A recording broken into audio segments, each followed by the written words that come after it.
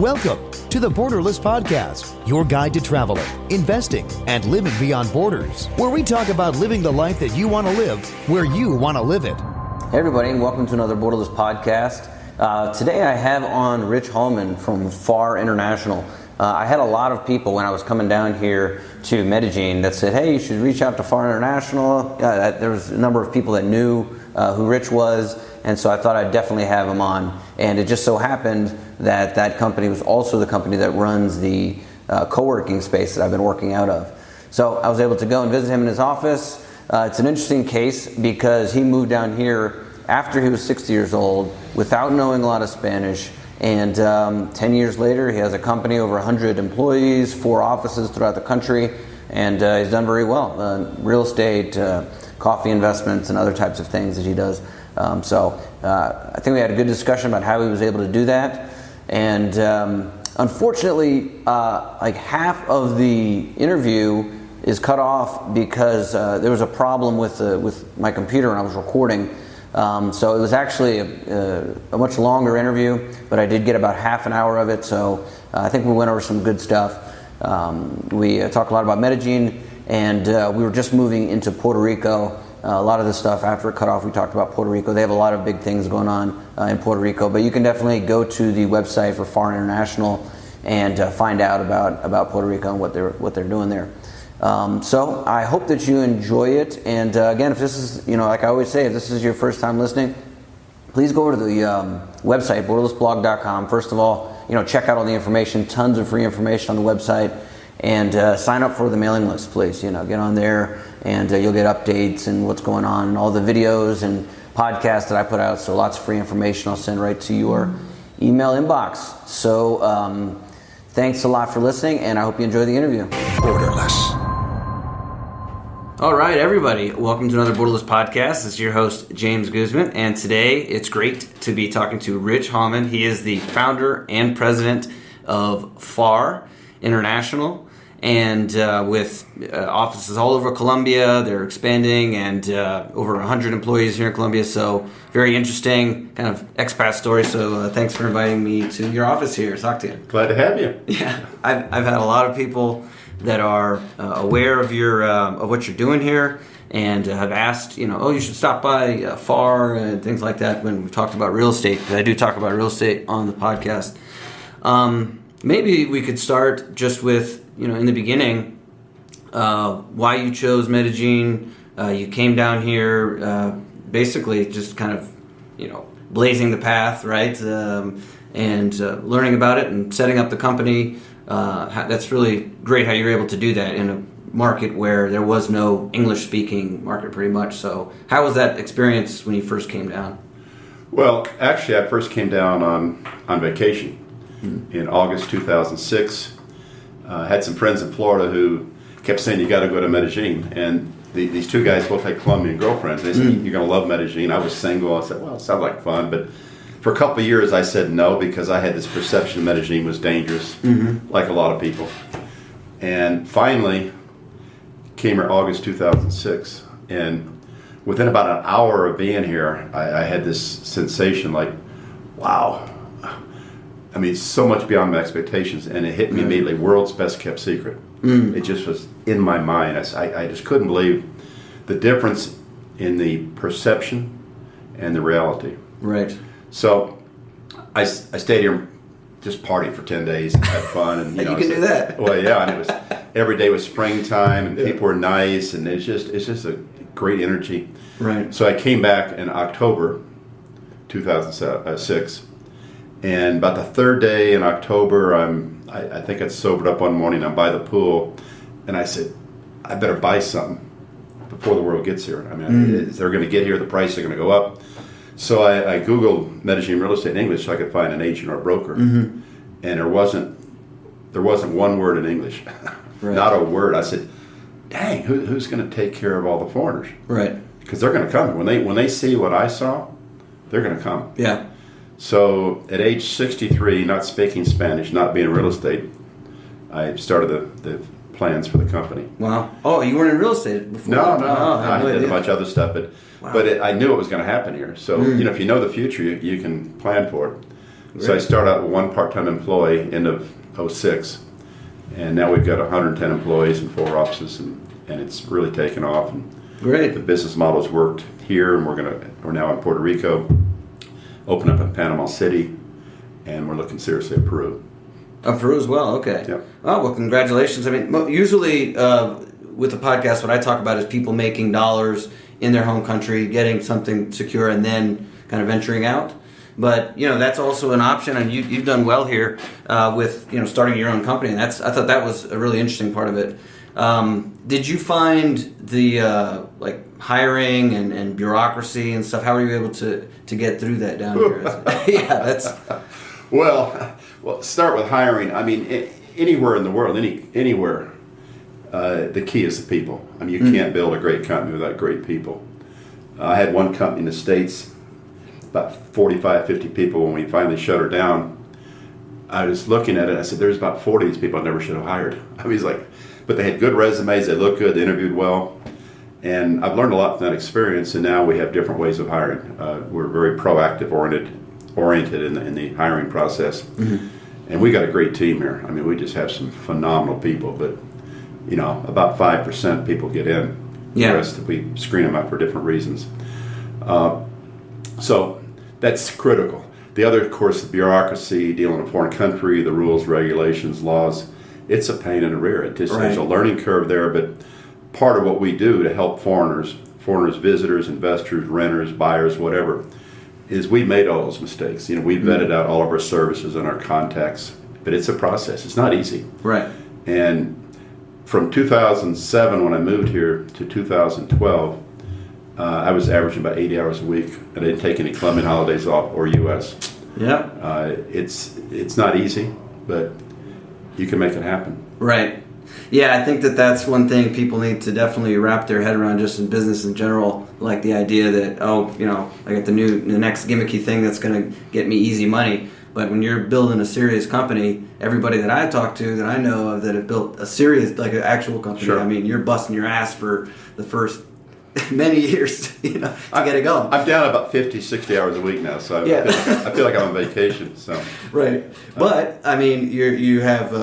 I've been working here, by the way, at Global Express, which you guys also run here, and it's a great co-working space right here in the center of Poblado. If you ever come down, it's a good place to consider, have an office, and you got some energetic employees here. It's in a great part of town, so I mean, you're having fun, and it's not like grueling work here. Well, no, I mean, look, one of my favorite. I was in Naples, Florida, 14 years before I moved here. Naples is nice. You ever been to Naples? Oh yeah. I mean, nice. One of the nicest towns in the country. Great place, good lifestyle. But my favorite saying is my best day in Naples, Florida, in 14 years was not as good as my worst day in Medellin, 11 years. Wow. I mean, it's just so much better being here. Yeah. I mean, it's just an amazing place, and every day you get up, and it's springtime. Yeah. Your only dress decision is long sleeve shirt or short sleeve. That's it. Yeah. I never worn a jacket here, never worn a coat. Yeah. I don't have a heater, don't have an air conditioner, don't have a fan. There's no bugs, no screened porches, clean water, nice people, great infrastructure. Yeah. Let's talk a little more about Medellin. So what do you think for people, because I have a lot of people that are interested in Medellin. Some people have been here, others haven't. They hear a lot. So yeah, we've talked about the weather. Obviously, there's like cost of living. What are other things that you think that people considering to come down here? What are like the real pulls for you that brought you down here? Well, I mean, when I got down here, it's just such an amazing place. It's a very cosmopolitan city, right? And it's got this really nice energy to it. It's a clean city. It's a culture of cleanliness. That's true. Great transportation. I mean, you can live here about 1/3 to 1/4 the cost of living in the United States. Yeah. And for single people, I mean, there's a lot of beautiful people there. Yes. I mean, it's sort of unbelievable. It's hard to describe, but in terms of real estate, though, I mean, Medellin is still one of the best bargains in the world, because if you look at the cosmopolitan cities of the world, on a cost per square meter basis, Medellin is the least expensive. Now, it used to be Quito, but since Ecuador is dollar-based and the dollar is strong, Quito is more expensive. But the irony is, why would probably the best city in the world be the least expensive? And it's because of one word, only one word: You know what that is? No. Pablo. I was going to say Pablo. Yeah, it's Pablo. Oh. I mean, people in the States and Europe, they look at Netflix and look at all these movies, and they keep coming out. Isn't that something? Oh yeah. Like, some people say Pablo's dead. I mean, a long time ago. He's gone. Yeah.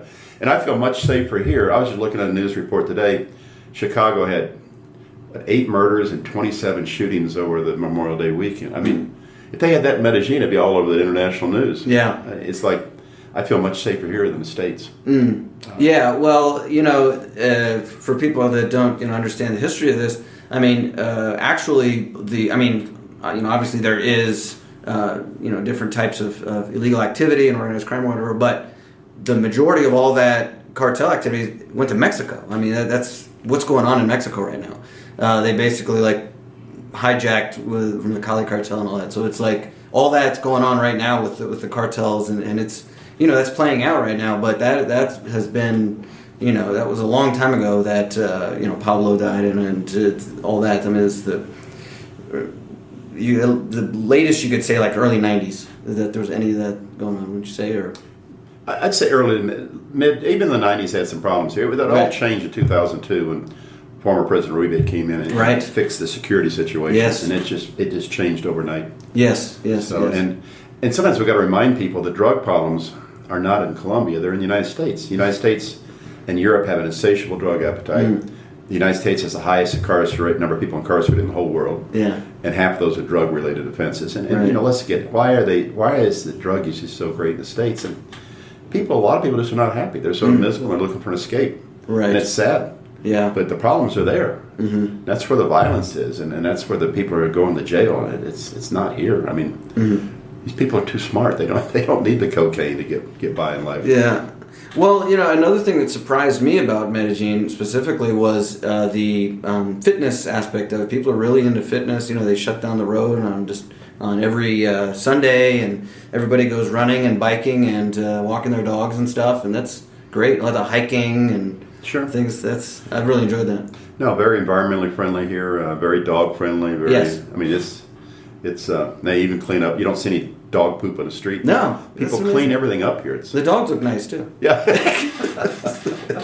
I mean, especially in Mexico, it's not like that. That's where I've been in Mexico, and they do not take care of dogs very well. It's over there, but anyways, so that's great. And so you have you're selling real estate, you're managing real estate, you have co-working office. What are some other types of things? We started out in 2007 as selling real estate, and about half our people buying properties from us, the foreign, because 95% of our buyers, investors, renters, are foreigners.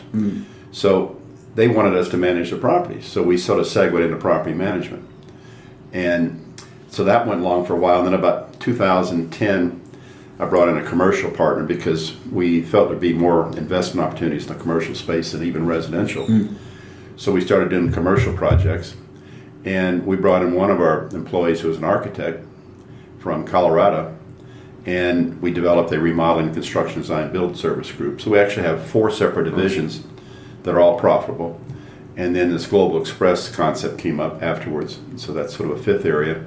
And now we're moving into agriculture. We just completed a $5.7 million coffee project. Oh, wow. We're doing coffee consolidation of some smaller farms, and it's pretty phenomenal situation. So we're going to, actually, it went over so well, we're going to do a secondary offering. Great, yeah, that's interesting. But there's just so many opportunities in Colombia because of the fact this country is just overlooked by the world. And yet it's a very vibrant economy. The economy is doing better here than the States.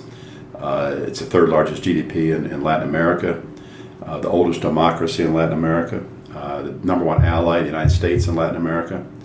And this country is very entrepreneurial. Right. And we're riding the wave now. It's all starting to happen. Yeah, and I've noticed that there's a difference with a lot of Latin American countries or countries, throughout the world, whether they like, foreigners coming in and doing business.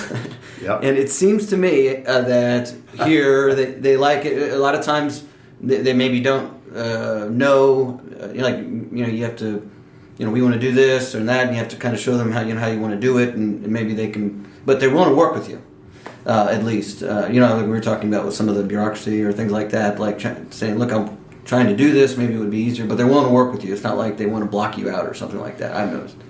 Well, there's two things. One is bureaucracy, which exists everywhere in the world, so that's a separate issue. But one of the nicest surprises for me, and I was concerned about it before I started the company, was the U.S., North America, Europe. We've been bad-mouthing Colombia for 50 years. You know, all the drug stuff and the violence and the FARC and this and that. So all this negative press, and it was going on until 2004 or 5, and it started getting better press. But I was thinking, how are these people going to accept foreigners or people in the States when we've been so down on their country and their city? And the amazing thing is that they love us. I mean, they're just so friendly. I've never had anything negative because I'm from the United States here. Right. They like Western things. They accept us. They of course, some of the people from Colombia, went to Miami when the violence was bad. So, so we're in great shape. And the other concern as a single guy is like, well, what if you go out with a Colombian girl? Are the guys going to resent it here? Well, these guys here all have 3 or 4 girlfriends. They're like, there's plenty. You help us out. It's crazy. So it's an idyllic place. I can't think anywhere in the world has a better set of circumstances as Medellin. Okay. And did you speak Spanish when you first came back? On a 1 to 10, I was about a 2. I'm right now about a 5. Okay. So, I mean, that's interesting. A lot of people, the thing that holds them back, right, is that they think, well, I don't know the language. How am I going to do all this? But I mean, you came down without such a... Well, you can learn the language quickly. My problem was because of the work schedule. I was actually taking Spanish lessons in early 2007, and then when I started the company, that was it. I couldn't. Yeah. I've gone back, in fact, I'm trying again right now. I'm getting a little more time. But they've got great schools here, and you can pick up the language very quick if you just apply yourself. Yeah. But if you're trying to work and learn a language, it's a little tougher. So you'd recommend somebody just, if they come down, they need to sign up for a class. And, we got a school a block away called Toucan. Toucan, right. Yeah, they get private lessons, they get group lessons. It works out great. Another, I think he's from the States as well, too, right? The owner of that. Rob Danks. Well, he has a Colombian partner, but Rob is from the States. Yeah, so another successful and a foreigner entrepreneur here. Yeah, they've done well. Okay, and I think that some people that are here might get the impression, especially if they're hanging out in Poblado all the time, that maybe real estate is kind of expensive here and there's not great, deals and all that type of stuff. What do you think about that? And maybe how do you look at deals differently than somebody from the United States or something like that? How is the real estate market here? Well, I mean, El Poblado is the Beverly Hills of Medellin. It's the nicest area. So we're in the most expensive area in Medellin. Right. And there's millionaires that live here. There's billionaires. It's a nice area. But for $150,000, you can get a really nice place here. So that's our average ticket is $150,000 to $200,000. I mean, really nice. Yeah. Just great views and good size and all the amenities and I mean it's a paradise. So, and we're very inexpensive to most major cities and any cosmopolitan city in the world.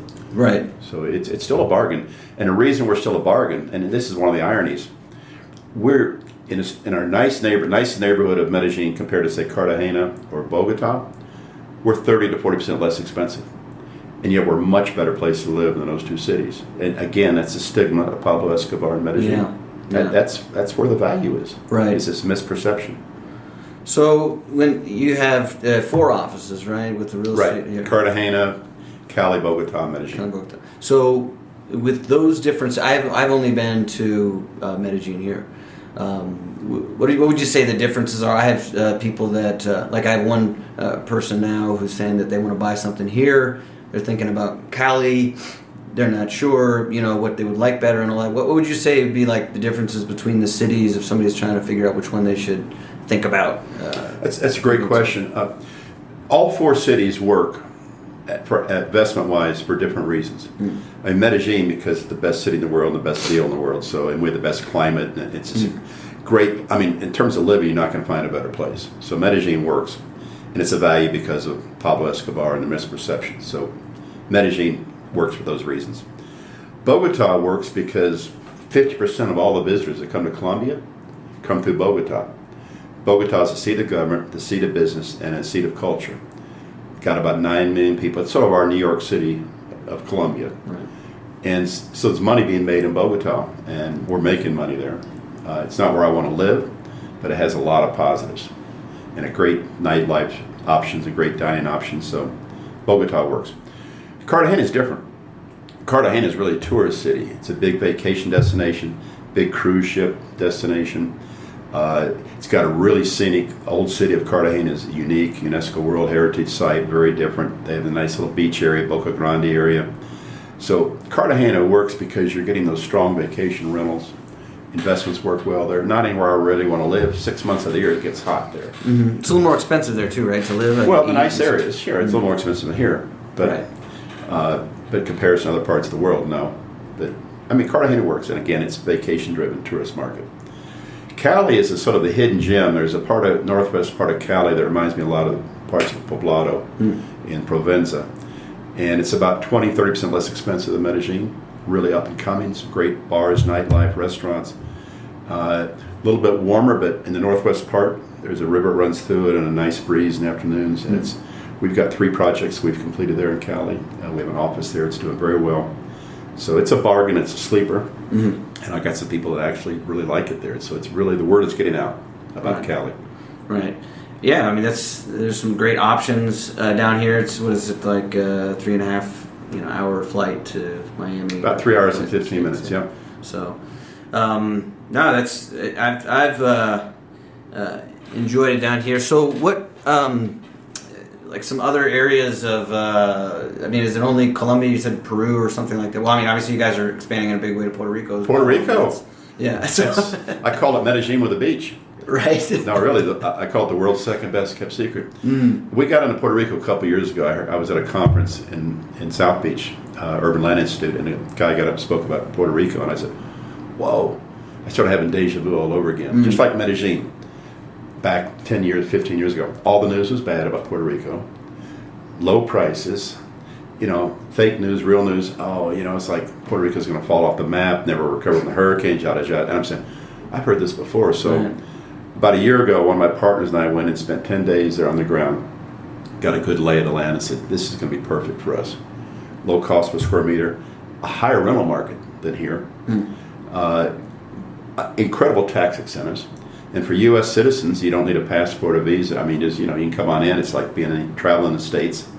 But they have phenomenal tax incentives to help the island's recovery. Right. The best in the world for U.S. citizens. So it's a perfect fit for us. And we're in there now. We just held a major conference there, opened an office there, and we're getting ready to start offering projects and investments there.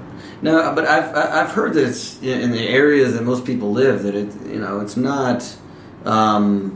It's kind of expensive real estate there. I mean, have you been able to find deals? In San Juan? No, like Dorado and places like this. Oh, well, no, we're not doing Dorado. That's for all made. No. We're talking about in San Juan. San Juan, okay? Yeah, I mean, San Juan is. Here's what you can get a place on the beach in San Juan compared to say Miami at about 1/3 the price with a better beach. So I mean, it's that simple. Right. And if you're a foreign, if you're a foreign investor, you still get the EB-5 visa. It makes why not? At 1/3 the price with a better beach. Right. And how are they? Do you know with the Airbnb and stuff? Are they allowing short-term rentals? Oh yeah. In fact, if you go and research, just do Airbnb Puerto Rico. The governor of Puerto Rico just met with the CEO of Airbnb just a week ago in San Francisco. Airbnb is doing a special promotion where they're going to for 3 months provide all their overrides to help the island. They have a very strong incentives for short-term rentals there because there's a shortage of rentals there. Yeah, I mean, the rentals market's expensive. That's why we're going to be there. We're going to be creating more Airbnb rentals, short-term rentals in the city. Right. It's a perfect fit for our business model. Wow. So Airbnb is a huge plus. Right. They're more supportive of Airbnb in Puerto Rico than probably anywhere in the world right now. Is that right? Oh yeah. I had no idea about that. Well, I mean, it seems like they're trying to, really open to accepting a lot of stuff, right? Yep. So, I mean, they've opened their arms to the crypto community. It's a crypto universe there. It's all starting to happen. The problem Puerto Rico has is the real news, the fake news. Yeah. I'll give you a perfect example. A week before our conference, they had a blackout there, lasted about an hour or two. all over the news media. Oh, Puerto Rico's dark, it's down. It's all this. And I'm saying, it was only an hour or two. Yeah. And I was living in Florida. We had a power out for a day sometimes. Nobody reported that news. But it's like the news just concentrates on whatever they can to magnify stuff. Right. It's much ado about nothing. Right. Huh. San Juan's fine. Puerto Rico, they're having to rebuild the interior. There's some poor areas. But what do you do when a hurricane comes through once every 100 years? It knocks out the homes with sticks and tin roofs, and they rebuild with cinder block and concrete. I mean, I mean, it's definitely not, having hurricanes is definitely not out of the ordinary for Puerto Rico. Well, no, it is, actually. They don't get hit much. They haven't had a big one. Storms and, just it's... But in Florida, too, I mean, you get... I was there for 20 hurricanes. And right. They rebuild. Right, you rebuild. That's what I mean. It's like it's not the end of the world. No. It's kind of what happens there. Yeah. So, I mean, I think that obviously a lot of people have questions about... another thing that was in the news with it is, with Puerto Rico, is, the economic situation as far as, just like the debt and welfare state and all this kind of stuff. I mean, how do you think that, that doesn't worry you, or what do you think that they can do about that? Well, I think the welfare state's the United States. Yeah. There's 8.2 million Puerto Ricans and 5 million are in the States. Yeah. It's 3.2 million in the island. And a number of them are in New York City are, in the welfare system, right. and food stamps. But the ones staying in Puerto Rico, they're working their fannies off right now. Right. The debt is a problem. It's a long story about how that debt occurred, but it had to do really with manufacturing tax incentives that expired in 2006. The island wasn't prepared. The government had done a very bad job of promoting tourism. They squandered a lot of the money, and then they got hit with a recession, and then it just all unraveled. But they're addressing it. I mean, there's some great plans in place. They're privatizing the marketing of tourism. They're privatizing the energy grid. There are all kinds of tax incentives being created. Their tourism is, as a percent of GDP, is less than 7%. Most of the Caribbean is 20 to 25, 30%. It's very easy to fix. Very easy. And they just have to, they know what to do now.